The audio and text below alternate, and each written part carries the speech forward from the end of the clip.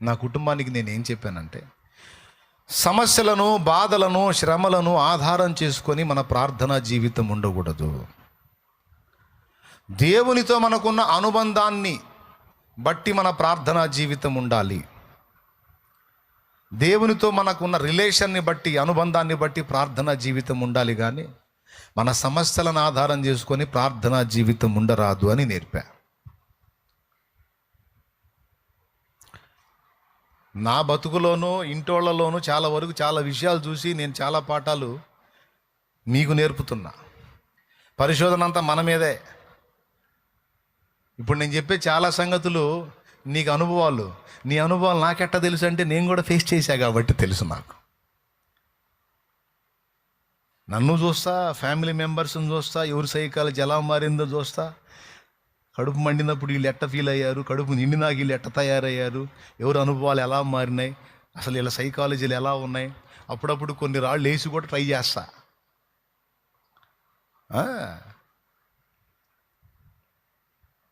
నిరంతర పరిశోధకుడిని. దేవునికి స్తోత్రం. హల్లెలూయా. నేను ఈరోజు చెప్పిన ఈ సందేశం చాలా కీలకమైంది. దీన్ని కోల్పోయారంటే దారిద్ర్యపు రేఖకు దిగుకి వెళ్ళిపోతారు, ఆధ్యాత్మిక దరిద్రులు అవుతారు. జాగ్రత్త, పోగొట్టుకోవద్దు.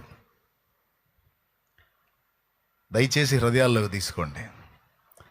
ప్రార్థనా జీవితం దేంతో ముడిపడి ఉండాలి? సమస్యలతో ముడిపడి ఉండాలా? అట్లయితే సమస్యలు తీరిన తర్వాత పోతుంది.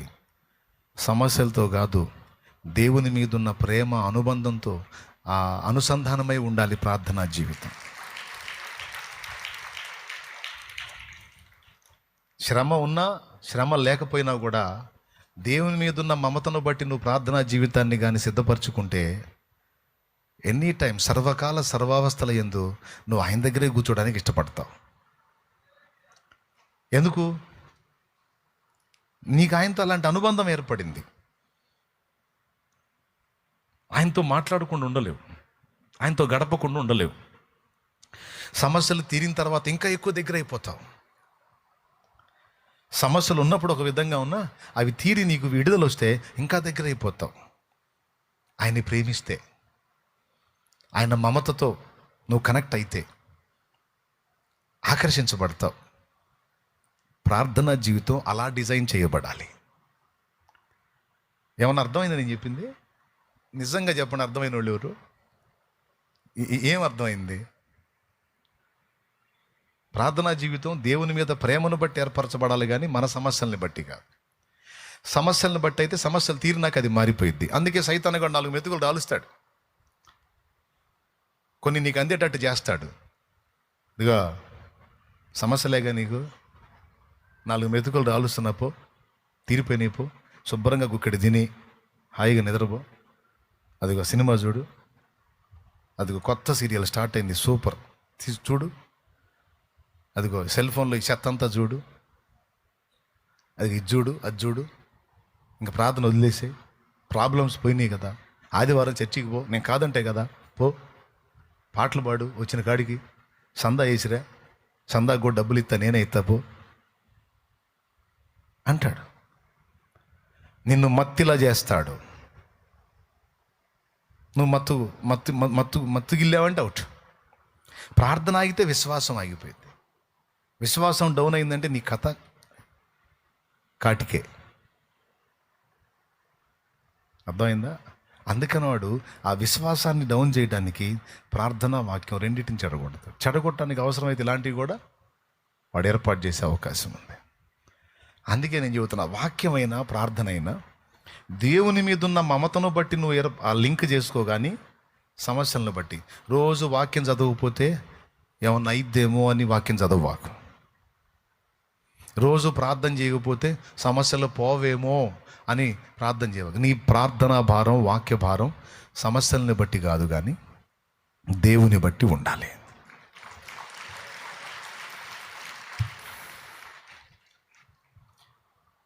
ఓకేనా?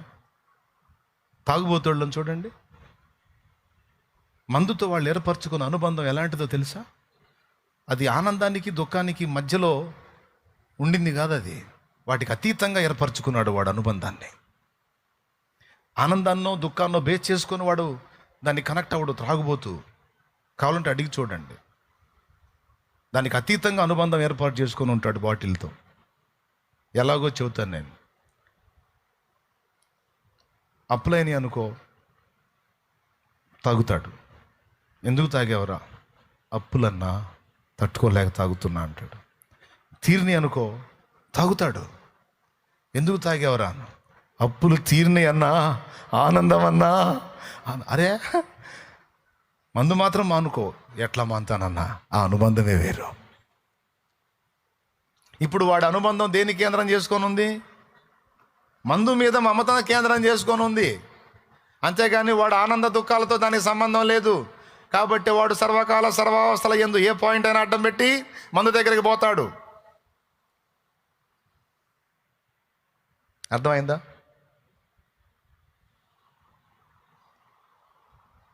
సమాజంలో ఎవరన్నా సచ్చారనుకో, తాగుతాడు. ఎందుకు తాగేవరా అంటే వాడు సచ్చాడు, తాగాను అంటాడు. ఎవరు సావకపోయినా తాగుతాడు. ఎందుకు తాగుతున్నారంటే నా సమాజం చల్లగా ఉంది, ఆనందం పట్టగలేక తాగుతున్నా అంటాడు. మొత్తానికి మందు దగ్గర పోకుండా మాత్రం వాడు మానుకోలేడు. అంటే ఏదన్నా చూపించి, ఏదో వంక చూపించి మందు కాడికి పోకుండా వాడు ఉండలేడు. దేవుని విషయంలో మనకి అలాగా కనెక్ట్ అవ్వాలి.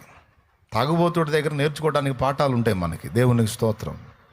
గతంలో చెప్పా. ఇప్పుడు వాడు దేన్ని కేంద్రం చేసుకున్నాడు? సమస్యల్ని, ఆనందాన్ని కేంద్రం చేసుకున్నాడా, లేకపోతే మందునే కేంద్రం చేసుకున్నాడా? అది.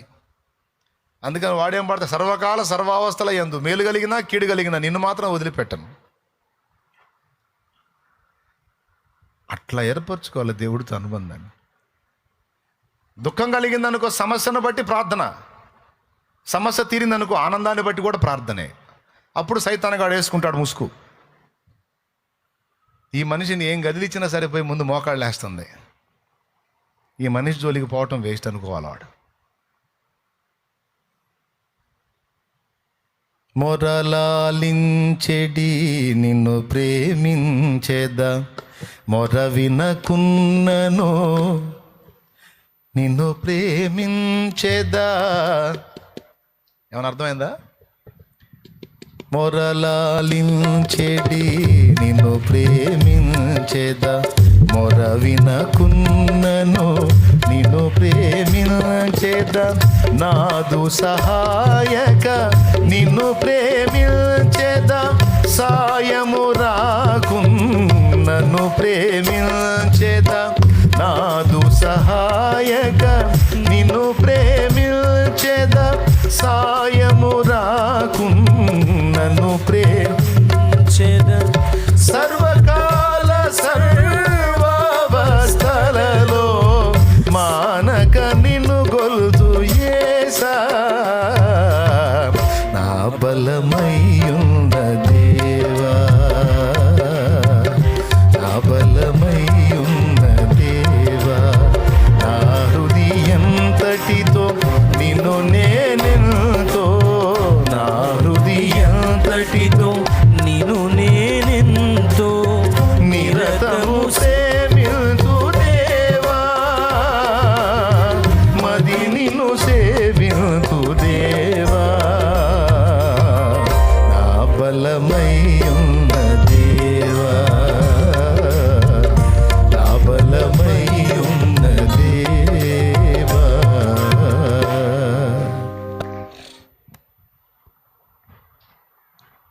నేనును నా ఇంటి వారు దేవుణ్ణి అట్టి విధముగానే ప్రేమించాలని ఆశిస్తున్నా. నా ఇంటి వారు కూడా అలా ప్రేమించాలి. దేవునితో గడుపుదాం రండి, దేవునితో మాట్లాడుకుందాం రండి, దేవునితో గడుపుదాం రండి. శ్రమ కలిగిన వేళ గడుపుదాం రండి, సంతోషం కలిగిన వేళ గడుపుదాం రండి. పని దినమున ఖాళీలో గడుపుదాం రండి. పని లేకుండా దేవుడు ఫ్రీ ఇస్తే ఆ ఫ్రీలో ఎక్కువ దేవునితోనే గడుపుదాం రండి అనుకుంటే ఎంత బాగుంటుంది. నా కుటుంబమా అని నా కుటుంబానికి చెప్తా. ఈరోజు సంఘం అనే నా కుటుంబానికి కూడా అదే చెప్తున్నా. బిడ్డలారా రండి, నాన్నతో గడుపుదాం రండి, నాన్నతో సహవాసం చేద్దాం రండి, నాన్నతో టైం స్పెండ్ చేద్దాం రండి, నాన్న మాటలు విందాం రండి, నాన్న గురించి ధ్యానిద్దాం రండి, నాన్న గురించి ప్రార్థిద్దాం రండి, పాడుదాం రండి, నాన్నతో మాట్లాడుకుందాం రండి. మమతలూరించే వారెవరు లేరని, నిరాశల చెర నుండి విడిపించినందున నిన్ను స్తుతించకుండా నేనుండలేను, నిన్ను స్తుతించకుండా నేనుండలేను. నా విమోచకుడా యేసయ్యా, నీ జీవన రాగాలలో నీ నామమే ప్రతిధ్వనించెనే, నీ జీవన రాగాలలో నీ నామమే ప్రతిధ్వనించెనే. నా విమోచకుడా యేసయ్యా. దేవునికి మహిమ.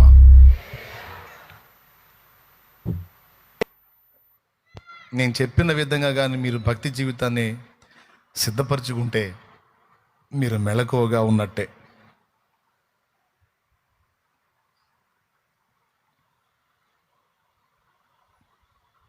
నేను నమ్ముతున్నా మీకు అర్థమైందని క్లియర్గా. మీకు ఆ విధంగా సిద్ధపడతారని నేను నమ్ముతున్నాను. నా హృదయం ఎంత అభిలషిస్తుందో అలా వెళ్ళాలని, నా మనసు ఎంత ఉవ్విళ్ళూరుతుందో అలా వెళ్ళాలని, సమయమందును అసమయమందును, మధ్యరాత్రిలోను తెల్లవారుజామును ఆయనతో కూర్చోవాలి, ఆయనతో మాట్లాడాలి, ఆయన్ని మహింపరచుకోవాలి. మన బంధము అనుబంధము భక్తులు అలా డిజైన్ చేసుకున్నారు. తమ భక్తి జీవితాన్ని, ఆత్మీయ జీవితాన్ని అలా అలా రెడీ చేసుకున్నారు. అందుకే విశ్వాసులు పడతా లెగుస్తా మండుతా చల్లారుతా ఉండొచ్చేమో, కానీ దైవజనులు అలా ఉండరు. చూడు, వాళ్ళ ప్రార్థనా జీవితం కానీ, వాక్య ధ్యానం కానీ, ఆత్మీయ అనుభవాలు కానీ అలా ఉండవు. చూడు, ఆ విషయంలో మెళకువగా ఉంటారు. ఎందుకు అలా ఏర్పాటు చేసుకున్నారు దేవునితో అనుబంధాన్ని. ఒకవేళ ఇంతవరకు నీకు అలాంటి అనుభవం లేకపోతే ఇక నుంచి నువ్వు అలా డిజైన్ చేసుకో. సమస్యను బట్టో సంతోషాన్ని బట్టో కాదు, సర్వకాల సర్వావస్థల యందు ఆయనతో గడపడానికి నీ మనసు ఉవ్విళ్ళూరాలి. ఆయన కంటే ఎక్కువ ఏది లేదు అని నీకు అర్థం కావాలి. నా ఇంట్లో నేను గతంలో రాసుకున్నాను, ప్రార్థన కంటే, వాక్య ధ్యానం కంటే మించినది ఏదీ లేదని నీవు ఎరుగుదువా, దానికంటే ఉన్నతమైన పని ఏమిటి అని రాసుకున్నా. Question mark. దేవుడితో మాట్లాడుట కంటే, దేవుని స్వరము వినుట కంటే ముఖ్యమైన పని ఏమిటో చెప్పమ్మా అని రాసుకున్నా. నువ్వు వాటికి తక్కువ టైం ఇచ్చి మిగిలిన చెత్త అంతా ఎక్కువ టైం గడుపుతున్నావు. ఏది గొప్పది, ఏది ముఖ్యమైంది, ఏది శ్రేష్టమైంది, ఏది అవసరమైంది? సమస్యలకు సమాధానం ఆయన పాదాల దగ్గరే ఉంది, అక్కడే వెతికా. సమస్యలు తీరినప్పుడు ఆనందం కూడా ఆయన పాదాల దగ్గరే ఉంది, అక్కడే వెతికా. వెతకాలి. శ్రమల్లో ఉన్నావా, ఆయన పాదాలు వెతికావు, శ్రమ తీర్చాడు, అప్పుడు ఇంకా ఎక్కువగా ఆయన పాదాల దగ్గర గడపాలి. భార్యాభర్త ఇద్దరు కలిసి పని చేసుకున్న అప్పులు తీరలా. దేవుడు దయదలిచి ఒక అద్భుతం చేశాడు, అప్పు తీరిపోయింది, బాధ కొలిక్కొచ్చింది. ఇప్పుడు భర్త ఒక్కడే పని చేస్తే సరిపోతుంది, భార్యకు ఫ్రీ దొరికింది. ఇప్పుడు భార్య ఏం చేయాలి? దేవుడు విడుదల ఇచ్చాడు కనుక ఆ కృతజ్ఞతతో దేవునికి దగ్గర అవ్వాలి. కానీ భార్య ఏమవుతుందో తెలుసా? లోక చెత్తకు దగ్గర అవుతుంది. మీరు ఆలోచించండి. శ్రమ కొలిమిలో మనం ఉన్నప్పుడు దేవుణ్ణి ఆశ్రయించాం, విడుదల వచ్చినప్పుడు మరి ఎక్కువగా ఆశ్రయించాలి. రాత్రి పగళ్ళు పని చేసుకునే దినాల్లో దేవుణ్ణి ఆశ్రయించావు, ఇప్పుడు ఒక పూట పని చేస్తే చాలు నీకు 2 పూట్ల పని చేసినంత ధనం వస్తుంది అంటే ఆ మిగతా సమయం నువ్వు దేవుడితో గడపాలి. దేవుడు ఇచ్చాడు ఆ ఫ్రీడమ్. కానీ నువ్వేం చేస్తున్నావు? ఏమో నువ్వే ఆలోచించుకో, నేను కూడా ఆలోచించుకోవాలి, అందరూ ఆలోచించుకోవాలి. విడుదల ఇచ్చినప్పుడు ఇంకా ఎక్కువగా దేవునికి దగ్గరికి అవ్వాలి. కానీ ఇదేంది, విడుదల దొరికిన నాకు పూర్తిగా దూరం అయిపోయే దరిద్ర కొట్టు స్థితికి దిగజారిపోయారేంది? వాస్తవా కాదా? పచ్చి నిజం. సరిదిద్దుకోండి.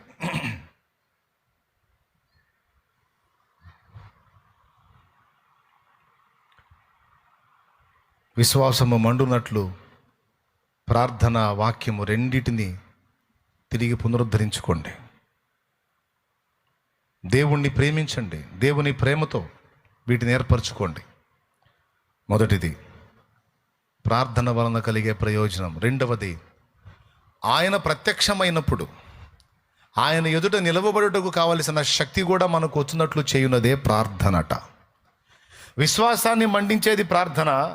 ఆయన ఎదుట నిలవడానికి కావలసిన శక్తిని, తగిన పాత్రతను మనకు అనుగ్రహించేది ప్రార్థనే. చెప్పాడు అక్కడ మూలవాక్యంలో. నువ్వేం చదివా ఒక్కసారి చదువు. కాబట్టి మీరు జరుగుబో వీటి నెలను తప్పించుకొని మనుష్య కుమారుని ఎదుట నిలవబడుటకు శక్తిగల వారగునట్లు ఎల్లప్పుడూ ప్రార్థన చేయొచ్చు మెలకువగా ఉండుడని చెప్పాను.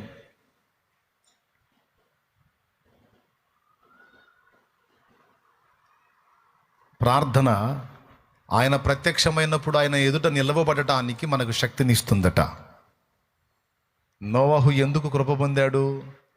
ప్రతిరోజు ఆయన ప్రార్థనలో దేవునితో గడుపుకున్నాడు, దేవునితో మాట్లాడాడు, దేవుని స్వరాన్ని వినటం అలవాటు చేసుకున్నాడు. భక్తిపరుడు. ఫ్యామిలీ రోజు వచ్చి ఆయనతో కలిసి ప్రార్థన చేసిందో లేదో రాయబడలేదు, కానీ నోవహు మాత్రం దేవునితో నడిచిన వాడని రాస్తుంది. నోవహు దేవుని పిచ్చోడు, దేవునితో నడిచాడు. అందుకే తర్వాత ఆదాము తర్వాత అంతటి ధన్యత నోవహుకే దక్కింది. ఈరోజు భూమి మీద ఉన్న జనావళి మొత్తం నోవహు సంతతిగానే ఉంది. నోవహు సంతతి. భూమి మీద ఉన్న మనుషులందరూ కూడా షేము, హాము, యాపేతుల్లోంచి వచ్చిన వాళ్ళే. మొత్తం ఎవరి సంతతి అంటే నోవహు సంతతి. ఈ కృప నోవహుకు దొరికింది. ఎందుకు? దేవుని మనిషి ఆయన.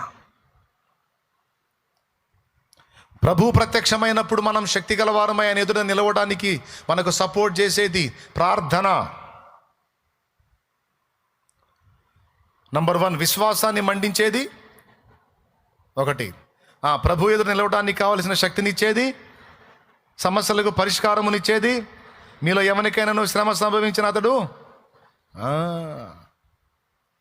ప్రార్థన చేస్తే విశ్వాసం వృద్ధి అవుతుంది. విశ్వాసం వృద్ధి అయితే సమస్య లోబడుతుంది. 3, ఇంకా చాలా చోట్ల ప్రార్థన ప్రార్థన ప్రార్థన ప్రార్థన ప్రార్థన. యేసయ్య అంతటి వాడే ఈ విలువను ఎరిగిన వాడు గనుక ఆయన సమయమందును అసమయమందును ప్రార్థన చేశాడు. దినమంతా పని చేయుచు నాదుడు యేసు జనుల బాధలు మోయుచు. దినమంతా పని చేయుచు నాదుడు యేసు జనుల బాధలు మోయుచు. ఇనోడు మరుగౌ వేళ జనకూని కడకేగి. ఇనోడు మరుగౌ వేళ జనకూని కడకేగి. మనసారా విశ్రాంతి అనుభవించిన చోటు కరుణాపీఠము చేరదే. దేవుని కృప చరణాస్థలిని చేరదే. పరలోక జనకుని వరములు లభించు.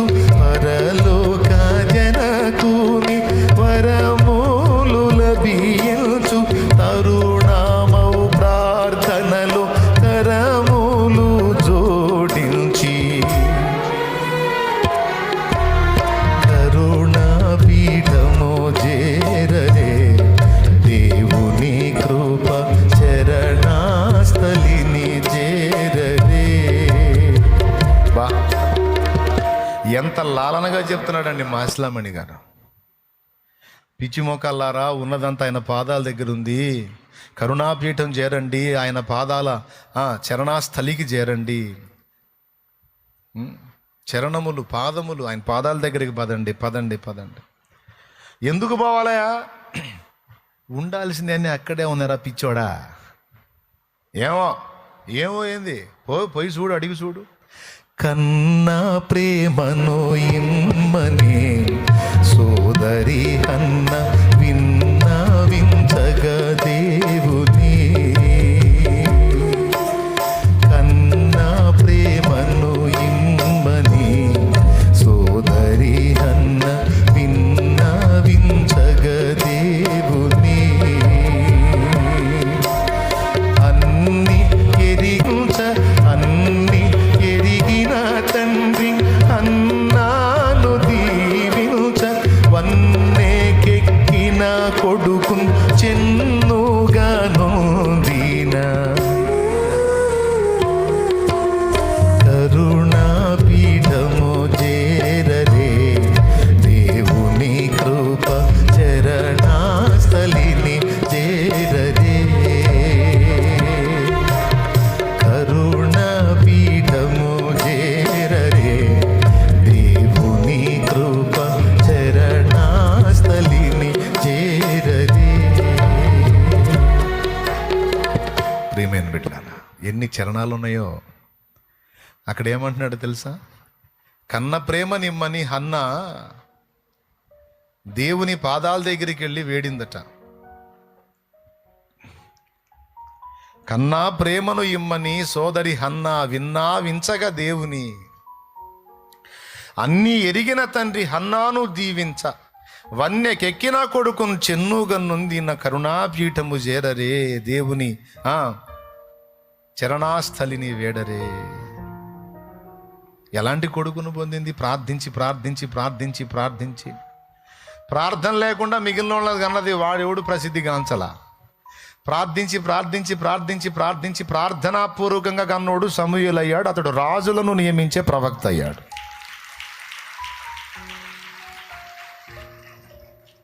సమూయేలు లైఫ్ మొత్తంలో దోషం లేదు. రోషగాడు, మాట పడనివాడు, అగ్ని వంటి వాడు సమూయేలు. అలాంటి ప్రవక్తకు అమ్మ అనిపించుకుంది హన్న. అది ఎక్కడ పొందుకుంది అంటే కరుణాపీఠం దగ్గరేనరా, పదండర్రా. ప్రార్థన ఎందుకు నిర్లక్ష్యం చేస్తున్నారు? ప్రార్థనా జీవితాన్ని ఎందుకు కోల్పోతున్నారు? ప్రార్థన విషయంలో ఎందుకు సోమరులు అవుతున్నారు, నిష్ఫలులు అవుతున్నారు? ప్రార్థన ఎంత కీలకమైంది.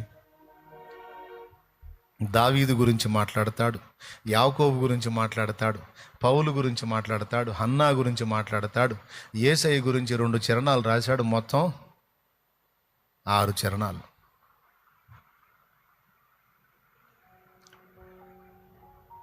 కాయమున వ్యధనోర్చుచు యోధుడు పౌలు సాయమిధరగోరుచు. రోయుచు అంటే ఏడుస్తూ తన ముళ్ళు దీయుమని ప్రార్థించి. రోయుచు తన ముళ్ళు దీయుమని ప్రార్థించి. 1000 రెట్లుగా కృపయాప్యాయముగా నొందిన. 1000 రెట్ల కృపను పొందిన స్థలం రా, ప్రార్థనా స్థలం. పదండర్రా, ప్రార్థన చేద్దాం పదండ అన్నాడు. ఏం పాటలండి అయ్యి? మండించే పాటలయ్యి. ఇప్పుడు సోదరులకు అర్థమై సావట్ల. ఏం చేద్దాం? కనీసం దాని గురించి ధ్యానించాలన్న ఆలోచన కూడా లేదు. ఇప్పుడు పాడితే కూడా వినేవాళ్ళు లేడు సరిగా. చెత్తపాట ఒకటి బాటి పెట్టి ఎగబడి చూస్తున్నారు. ఇట్లాంటిది బాటి పెట్టి కూడా చూడట్లా. ఎందుకు? ఆ భాష అర్థం కావటల్లా. శాప భయమున నేర్చుచు దావీదు తన పాప రూపము జూచుచు. తాపముతో పశ్చాత్తాపముతో ప్రభుని ప్రాపుగోరగని క్షమాపణ నొందిన.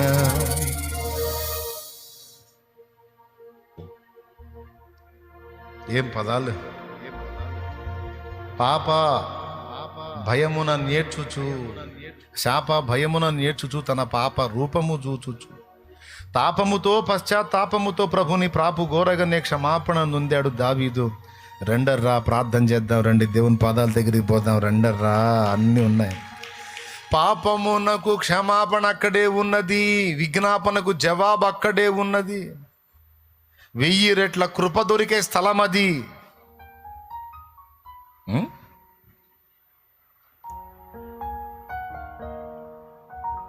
హృదయ వేదన నొందుచు యాకోబు తన మదిలో భయమున గుందుచు, వదలకుండగా ప్రభుని పదములు సంధించి. నన్ను వదిలిపెట్టి వెళ్ళిపోతావయ్యా, నీకోసమే కదా నేను ఇక్కడ.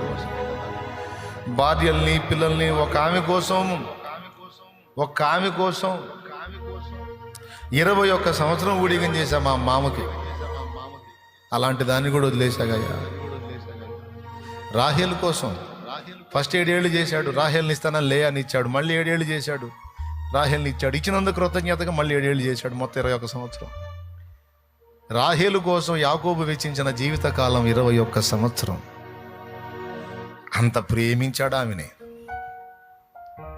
అంత ప్రేమించి పొందుకున్న భార్య రాహేలును కూడా ఏరు దాటిచ్చాడు. ఇప్పుడు రాహేలు వద్దు నాకు, లేయా వద్దు, బిల్హా వద్దు, జిల్ఫా వద్దు, పిల్లలొద్దు, మందలొద్దు, దాసదాసి జనాంగం వద్దు, వెండొద్దు, బంగారం వద్దు. మరేం కావాలి? నువ్వు కావాలి, నువ్వు కావాలయ్యా. అయ్యా రాయ్యా, నా దగ్గరికి రాయ్యా, నా పరిస్థితి బాగలేదు రాయ్యా, నా పరిస్థితి బాగలేదు రాయ్యా, నన్ను దాటిపోవాకయ్యా, నీకోసమే వచ్చా, నువ్వు లేకపోతే సావటమే నేనయ్యా, సావేనయ్యా నాకు, రాయ్యా అని కూర్చున్నాడు. వచ్చాడు, వచ్చి దాటి వెళ్ళిపోతున్నాడు. పోయి పట్టుకుంటాడు. ఇక రొమ్ముకు రొమ్ము అనిచ్చి ఆడికి పోయేది. నీకోసం వస్తే ఏం వెళ్తున్నావే, ఆగో నన్ను దీవించిపో. పెనుగులాడి తొడగూటి మీద కొట్టాడు. తొడగూటి మీద కొట్టినప్పుడు పాదాలు పట్టుకున్నాడు. అది హృదయ వేదన నొందుచు యాకోబు తన మదిలో భయమున గుందుచు అంటే తెలుసు, కుంటుచు. వదలకుండగా ప్రభుని పదములు సంధించి. కాళ్ళు పట్టుకున్నాడు, వదిలిపెట్ల. ఫస్ట్ రొమ్ముకు రొమ్మానిచ్చాడు, తొడగూటి మీద కొట్టాడు, కాళ్ళ దగ్గర పడ్డాడు, కాళ్ళు గట్టిగా పెనేసుకున్నాడు. నన్ను దాటిపోవద్దు, నన్ను వదిలిపెట్టి పోవద్దు. చూడండి, పట్టుకుంటాడు చూడండి. అద్దుగో. వదలకుండగా ప్రభుని పదములు సంధించి, సదయుని దీవెన ముదముగా నొందిన, సదయుని దీవెన ముదముగా నొందిన. అడ్డుగో. కరుణ పీఠము చేరరే దేవుని కృప చరణాస్థలిని చేరరే. కరుణ పీఠము చేరరే దేవుని కృప చరణాస్థలిని చేరరే. ఏమండి, పోనిచ్చాడు దేవుణ్ణి, పట్టుబట్టి సాధించుకున్నాడర్రా యాకోబు. ఇశ్రాయేలుగా మార్చబడ్డాడు, తరతరాల దీవెన పొందాడు, శాశ్వత కృప పొందాడు. పదండరా, ప్రార్థన గదికి పోదాం, ప్రార్థన సన్నిధికి పోదాం పదండి, ప్రార్థనకు పోదాం పదండి, ప్రార్థన చేద్దాం పదండి అని రేపాడు ప్రార్థనకి. యేసయ్య మీద 2 చరణాలు రాశాడు. ఇలా బ్రతుకంతయు ప్రార్థన, ప్రభు యేసునకు సిలువే తన తుది ప్రార్థన. సిలువ మీద కూడా ప్రార్థనే చేశాడు కదా రా అంటున్నాడు చూడండి. ఇలా బ్రతుకంతయు ప్రార్థన, సిలువ మీద కూడా చేసిన తుది ప్రార్థన.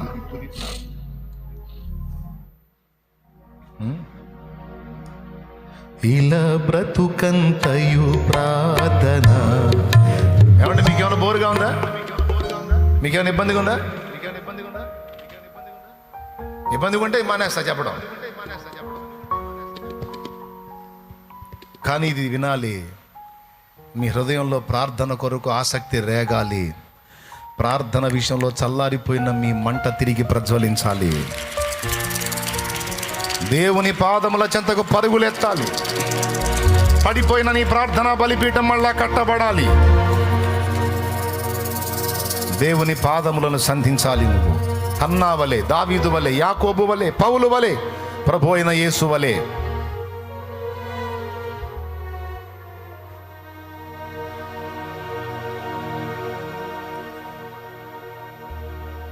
మీకు తెలుసా, నా తండ్రి ఇంకా ప్రార్థన మానుకోల. నా యేసయ్య ఇంకా ప్రార్థన మానుకోల. తండ్రి కుడి పార్శ్వం నుండి ఈ రోజు కూడా మన కోసం ఆయన విజ్ఞాపన చేస్తానే ఉన్నాడు.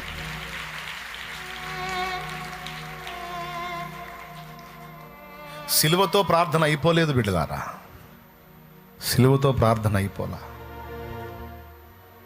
భూమి మీదున్న ప్రార్థనలకు సిలువ ముగింపు అయితే, అక్కడికి చేరిన నాటి నుండి నేటి వరకు మన కోసం మానక విజ్ఞాపన చేస్తానే ఉన్నాడని రోమాపత్రిక 8:34 సాక్ష్యం ఇచ్చింది.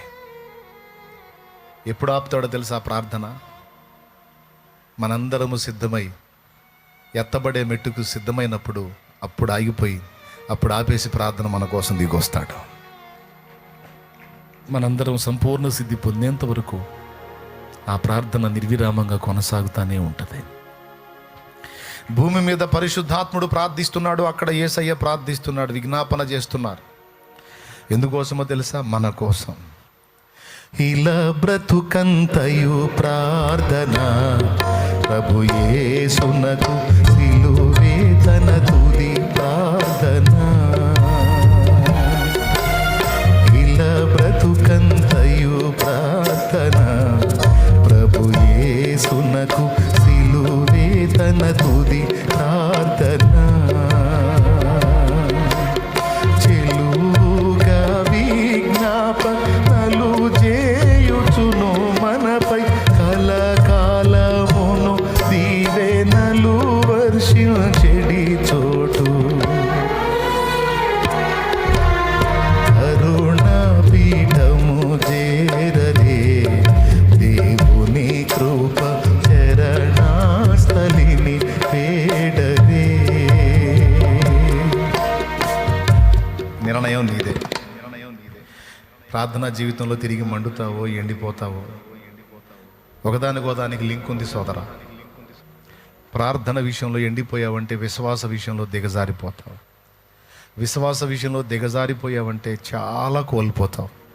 ఆఖరికి ప్రభు ప్రత్యక్షమైనప్పుడు ఆయన ఎదుట నిలవటానికి శక్తి కూడా ఉండని స్థితికి దిగజారిపోతావు. మనుష్య కుమారుడు మళ్ళా ప్రత్యక్షమైనప్పుడు భూమి మీద విశ్వాసము కనుగొనునా అన్నాడు యేసయ్య. అంటే చాలామంది విశ్వాసాన్ని కూడా కోల్పోతారు. ఎందుకు కోల్పోతారు? నేను చెప్పిన ఈ కీలకమైన వాటిని నిర్లక్ష్యం చేసినందున విశ్వాస విషయంలో బలహీనులై భ్రష్టులై రేపు చాలామంది విడవబడిన పరిస్థితుల్లోకి వెళతారు. విశ్వాసులే విడవబడిన స్థితిలోకి వెళ్తారు. అలా వెళ్లకుండా మానక ప్రార్థన చేయాలని ఆయన ఉపమానం చెప్పాడు. ప్రార్థనకి విశ్వాసానికి లింక్ పెట్టి మాట్లాడాడు అక్కడ కూడా. మీరు ఆలోచిస్తే అదే కనపడిద్ది. లూకాసు వార్త 18లో ప్రార్థనకి విశ్వాసానికి లింక్ పెట్టాడు. కొంచెం ఆలోచించి చూడండి. అయిపోయింది, ఇక నేను ముగించా. ఇందాకనే బైబిల్ మూసేశా. ఇంకా మిమ్మల్ని వదిలేస్తా, ఇంక ఇబ్బంది పెట్టను. మీరు మళ్ళా మీ ప్రార్థనా జీవితాన్ని పునరుద్ధరించుకోవాలి. మళ్ళా మండాలి, దేవునికి దగ్గర అవ్వాలి. ఏకాంత ప్రార్థన అనుభవాలు తిరిగి పునరుద్ధరించుకోవాలి.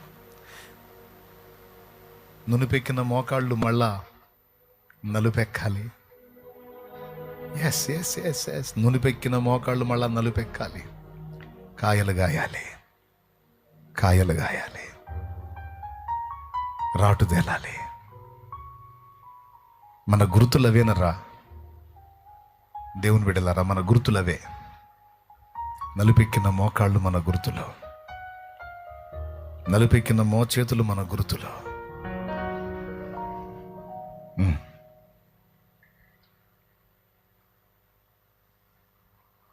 మానక విజ్ఞాపన చేసినటువంటి ముసలామని చూపించి, అన్యాయస్తుడైన న్యాయాధిపతి న్యాయం చేశాడు కదా, మీ పరలోకపు తండ్రి మీరు మానక మొర్రపెట్టుచుండగా మీ ప్రార్థన విని మరి నిశ్చయముగా మీకు న్యాయము తీర్చును కదా.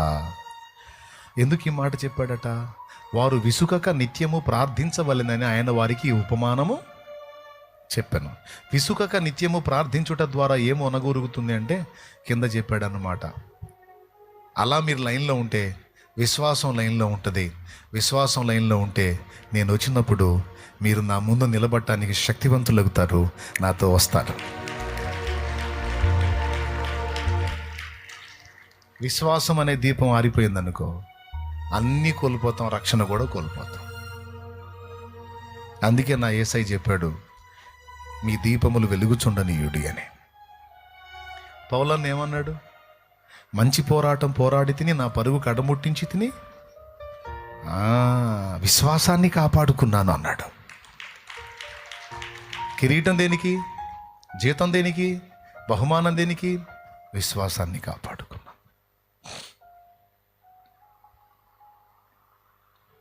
ఏమన్నా అర్థమైందని నేను చెప్పింది? ఎంతమందికి అర్థమైంది? నిజంగా అర్థమైందా? పడిపోయిన బలిపీఠాలు మళ్ళీ కడతారా? కూలిపోయిన ప్రార్థనా జీవితాన్ని పునరుద్ధరిస్తారా? దేవుని వాక్యాన్ని మళ్ళా ధ్యానించడం మొదలు పెడతారా? ఇష్టంగా రండి, దేవుని పాదాలు పట్టుకొని క్షమాపణ కోరుకుందాం. రండి, నాతో ముఖాముఖి మాట్లాడావు తండ్రి, ఈరోజు స్పష్టంగా మాట్లాడావు. మొదట నాకుండినటువంటి ప్రేమ, భక్తి, ఆత్మీయత, ప్రార్థన, విశ్వాసము, ధ్యానం అన్నీ కోల్పోయాను. ఈరోజు ముక్కుసూటిగా నాతో స్ట్రైట్గా మాట్లాడినందుకు నీకు వందనాలు నా తండ్రి, వందనాలు వందనాలు అంటూ దేవుడు నీతో మాట్లాడితే దేవుని కృతజ్ఞతలు చెప్పు. మోకాళ్ళు వేసి అడుగు.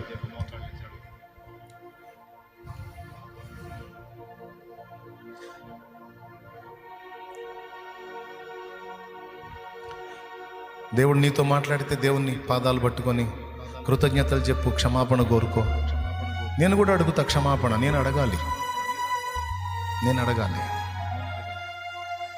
మనం శక్తివంతులమై నిలబడాలంటే ప్రార్థన. విశ్వాసం మనం అంతవరకు కాపాడుకొని ఉండాలంటే ప్రార్థన. విశ్వాసం గ్రోత్ అవ్వాలంటే ప్రార్థన. విశ్వాస బీజం అంతకంతకు మొలకెత్తాలంటే వాక్యం. ఒకదానికొకటి ఎంత లింక్ అయి ఉందో చూడండి. నీ ప్రార్థనా జీవితాన్ని చల్లార్చాడు వాడు. అందుకే నీ విశ్వాసం సన్నగిలింది. ఒకప్పుడు చూసిన దేవుని సూరకార్యాలు ఇప్పుడు చూడలేకపోతున్నావు. ఒకప్పుడు నువ్వు ప్రార్థించినప్పుడు జరిగిన అద్భుతాలు ఇప్పుడు జరగట్లేదు. ఒకప్పుడు నువ్వు ప్రార్థించినప్పుడు రోగులు స్వస్థత పొందారు, ఇప్పుడు ఆ స్వస్థత లేదు. కారణం విశ్వాసం బలహీనపడింది. కారణం ప్రార్థన లేమి. ఒకప్పుడు దెయ్యం గద్దిస్తే వెళ్ళిపోయింది శిష్యులు. ఒకప్పుడు ఒక్కడు గద్దిస్తే వెళ్ళిపోయింది దెయ్యం. ఇప్పుడు 9 మంది కలిసి గద్దించిన ఒక చిన్న పిల్లోడికి పట్టిన దెయ్యం వెళ్ళలా. ఎందుకు వెళ్ళలా? విశ్వాస విషయంలో బలహీనత. ఎందుకు వచ్చింది బలహీనత? ప్రార్థన లేమి. దేవుని పాదాలు పట్టుకుందాం. నేను ఒప్పుకుంటున్న దేవా, సైతాను నన్ను మోసం చేశాడు, దారి మళ్లించాడు. ప్రార్థన విషయంలో నిర్లక్ష్యం వచ్చేసింది. ప్రార్థన యొక్క ప్రాముఖ్యతను కోల్పోయాను. ప్రార్థనను నిర్లక్ష్యం చేశాను. ప్రార్థనా జీవితంలో చాలా చల్లారాను. నేను క్షమాపణ అడుగుతున్నాను. నన్ను మళ్ళీ ఒక్కసారి దర్శించినందుకు నీకు వందనాలు, వెలిగించినందుకు నీకు స్తోత్రాలు. ఎంత లోపం జరుగుతుందో, ఎంత పొరపాటు జరుగుతుందో, పాపం ఎందుకు నన్ను గెలుస్తుందో నాకు ఇప్పుడు అర్థమైంది. పాపం ఎందుకు నన్ను జయిస్తుందో నాకు ఇప్పుడు అర్థమైంది. ఆత్మీయతలో ఎందుకు చల్లారిపోయానో నాకు ఇప్పుడు అర్థమైంది. నేను సరి చేసుకుంటా దేవా, ఈరోజు నేను తీర్మానం చేసుకున్నా సరి చేసుకుంటా దేవా, నేను సరి చేసుకుంటా. నన్ను బలపరచు, నీ దగ్గరకు ఆకర్షించు. సంతోషం వచ్చినా నీ పాదాల దగ్గరికే వస్తా, దుఃఖం వచ్చినా నీ పాదాల దగ్గరికే వస్తా. సంతోషమా దుఃఖమా కాదు, నాకు నువ్వు ముఖ్యము, నువ్వే కేంద్రంగా నడుస్తా ప్రభువా, నన్ను బలపరచు. కూలిపోయినటువంటి నా బలిపీఠం, ప్రార్థనా బలిపీఠం తిరిగి పునర్నిర్మించగల శక్తి నాకివ్వు. బలిపీఠపు దారిద్ర్యం తొలగించు ప్రభువా. ప్రార్థనలేమి నాకు దూరమైపోవాలి ప్రభువా. తిరిగి నాలో ప్రార్థన జ్వాల మండాలి. ఎడతెగక ప్రార్థన ప్రార్థన ప్రార్థన ప్రార్థన ప్రార్థన ప్రార్థన ప్రార్థన. నేను విసర్జించిన ఏకాంత ప్రార్థన అనుభవాలు తిరిగి లైన్లోనికి తెచ్చుకోవాలి ప్రభువా. నన్ను క్షమించు తండ్రి, నన్ను మన్నించు తండ్రి, నన్ను మన్నించు. అందరము ప్రార్థన చేద్దాం. ప్రేమగల పరిశుద్ధ తండ్రి నీకు వందనాలు. ఇక్కడ ఉన్నవారు, లైవ్ ద్వారా ఈ మాటలు విన్నవారు ఎంతమంది ప్రార్థన విషయంలో సరిచేయబడ్డారో, హెచ్చరించబడ్డారో, పురికొల్పబడ్డారో, ప్రోత్సహించబడ్డారో, వాటి విలువలను గుర్తించారో నాయన. ఒక పక్క చూస్తుంటే ప్రకృతి వైపరీత్యాలతో, సమాజము ఘోరమైన పాపాలతో, వెచ్చలవిడి విశృంఖలత్వంతో, పరిశుద్ధుల హింసలతో ఒక పక్కన ఘోరమైన స్థితిలో కనపడుతుంది. మరో పక్కన పరిశుద్ధుల్లో భక్తి తరిగిపోతుంది, ఆత్మీయత తరిగిపోతుంది, ప్రార్థన తరిగిపోతుంది, వాక్యం తరిగిపోతుంది, మోకాళ్ళ అనుభవం తరిగిపోతుంది, భక్తిహీనత ప్రవేశించింది. ఇవన్నీ చూస్తూ ఉంటే అర్థమవుతుంది ప్రభు రాకడ సమీపమై ఉందని. అయ్యా, నాలో విశ్వాసము చల్లారిపోకుండానట్లు నా ప్రార్థనా జ్యోతిని వెలిగించు అని నీ బిడ్డలు అడుగుచుండగా, మేము అడుగుచుండగా తిరిగి మాలో ఆ ప్రార్థన ఆశను పుట్టించు ప్రభు. మా ప్రార్థనా జీవితము, వాక్య ధ్యానపు జీవితం సమస్యలను, ఆనందాన్ని ఆధారం చేసుకోకుండా నిన్ను ఆధారం చేసుకొని ఉండటానికి సహాయం వచ్చే. విన్న మాటలు దుష్టుడు ఎత్తుకొని పోకుండా మా బిడ్డల హృదయాలలో ముద్ర ముద్ర ముద్ర వేయండి. మా హృదయంలో కూడా, నా హృదయంలో కూడా ముద్ర వేయండి. లైవ్లో వీక్షించే వారి హృదయంలో కూడా ముద్ర ముద్ర ముద్ర వేయి. బిడ్డలందరి గుండెల్లో ముద్ర వేయి ప్రభా. ఈ మాటలు 4 రోజుల్లో మళ్ళా మర్చిపోయి, మళ్ళా ప్రార్థన జీవితంలో రొటీన్ అయిపోయి నిర్లక్ష్యం చేసే దరిద్ర గొట్టు స్థితికి మళ్ళీ ఒకసారి దిగజారకూడదు. ఈ విషయాలు పదే పదే పదే పదే విని జాగ్రత్త చేసుకొని నీ రాకడ వరకు మా దీపములు మండుచు ప్రకాశించున్నట్లుగా మమ్మల్ని అందరినీ ఉద్ధరించమని యేసు నామములో వేడుచున్నాము తండ్రి. మన తండ్రి అయిన దేవుని ప్రేమ, ఆయన ప్రియ కుమారుడు, మనందరి ప్రాణ ప్రియుడైన యేసయ్య శాశ్వత నిత్య కృప, పరిశుద్ధాత్మతోడి మనోహర దివ్య సహవాసం, సమాధానం సమకూడిన మనకు సకల పరిశుద్ధులకు సార్వత్రిక సంఘమంతటికి సదాతోడే మనందరం నిత్యత్వంలో చేరు పర్యంతం మనల్ని నడిపించును గాక. మన చేతనుంచబడిన నూనె ఆయన శక్తితో నింపి రోగులకు అది వ్రాసి ప్రార్థించడం ద్వారా స్వస్థత చేకూర్చును గాక. ఎంతమంది ఎన్ని రకాల శ్రమల్లో, శోధనలో, బాధల్లో, వేదనలో, ఇరుకుల్లో, ఇబ్బందుల్లో, అప్పుల్లో, ఆవేదనలో ఉన్నారో ఆ పరిస్థితులన్నింటిలో నుంచి బిడ్డలు యేసు నామములో విడుదల పొందుదురు గాక. ఎవరికి అది అవసరమో వారికి ఉంచగలవు, ఎవరికి అవసరం లేదో వారికి తీసివేయగలవు. సమస్తము నీ చిత్తమునకు, నీ చేతికి అప్పగించుకుంటూ బిడ్డలందరినీ మీ దయకి అప్పగించుకుంటూ ఈ మాటలు మళ్ళా మళ్ళా మా చెవుల్లో మారుమ్రోగేటట్టు చేయము. యేసు నామములో వేడుచున్నాము తండ్రి, ఆమేన్. ప్రభేసు రక్తమునకు జయ, ప్రభేసు రక్తమునకు జయ, ప్రభేసు నామమునకు సంపూర్ణ విజయం కలుగును గాక. ఆమేన్. హల్లెలూయా. ఒకసారి చెప్పండి, విశ్వాసానికి మూలమేది? పెద్దగా ప్రార్థన. నాకు తెలుసు ఖచ్చితంగా మీరు ప్రార్థన అంటారని. విశ్వాసానికి మూలము వాక్యం బిడ్డ. విశ్వాసాన్ని అభివృద్ధి చేసేది అది కదా. మరి ఇందాక మిస్ అయ్యారేంది అంటే ఇంత జ్ఞాపకం పెట్టుకున్నారన్నమాట విన్న అంశాన్ని.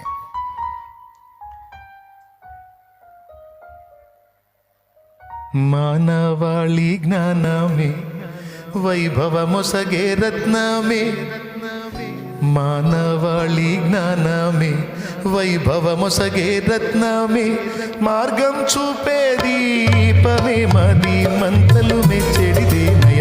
వేద పుస్తకమా, వేద పుస్తకమా, వేద పుస్తకమా, వినలేని నిధి నీవే. వేద పుస్తకమా,